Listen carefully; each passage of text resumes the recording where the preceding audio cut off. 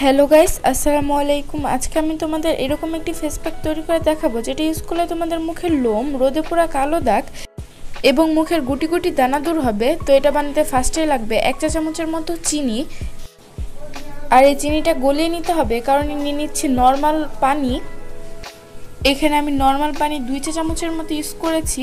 আর চিনি কিন্তু আমাদের স্বাস্থ্যের জন্য ক্ষতিকর হলেও আমাদের ফেস এবং স্কিনের জন্য অনেক উপকারী। চিনি আমাদের রোদে পোড়া কালো স্কিন হোয়াইটিং করতে সাহায্য করে। আমার চিনি গুলিয়ে নেওয়া শেষ।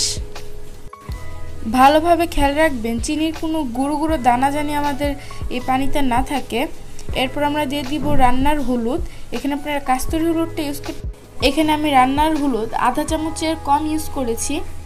হলুদ আমাদের স্কিনকে অনেক হোয়াইটিং, গ্লোয়িং, ব্রাইটিং করতে সাহায্য করে। আর কাস্তুরি হলুদ আমাদের স্কিনের জন্য অনেক উপকারী।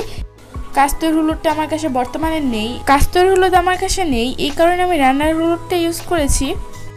তো তারপরে লাগবে নারিকেল তেল। এখানে আমি কিউট কোম্পানির নারিকেল তেল ইউজ করেছি, আপনারা যে কোনো ব্র্যান্ডের নারিকেল তেল ইউজ করতে পারেন।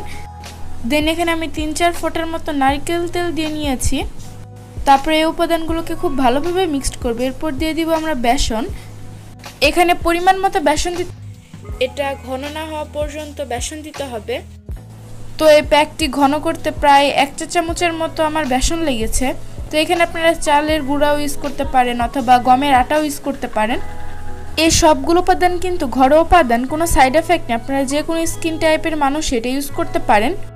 তো প্যাকটি যখন দেখবেন ঠিক এরকম হয়ে এসেছে, তখন বুঝবেন আপনাদের স্কিনে অ্যাপ্লাই করার জন্য একদম রেডি। তো আর ভিডিওটি ভালো লাগলে অবশ্যই চ্যানেলটিকে সাবস্ক্রাইব করে লাইক করে আমাদের পাশেই থাকবেন। এই যে দেখুন আমার প্যাকটি রেডি, এখন আমি হাতে অ্যাপ্লাই করব। এই প্যাকটি সপ্তাহে 2 থেকে 3 দিন ইউজ করলে আপনারা ভালো রেজাল্ট পাবেন। আর এই প্যাকটি দিয়ে 20-30 মিনিট রাখতে হবে, যতক্ষণ না প্যাকটি না শুকায়। 20-30 মিনিটের মধ্যেই শুকিয়ে যায় সাধারণত।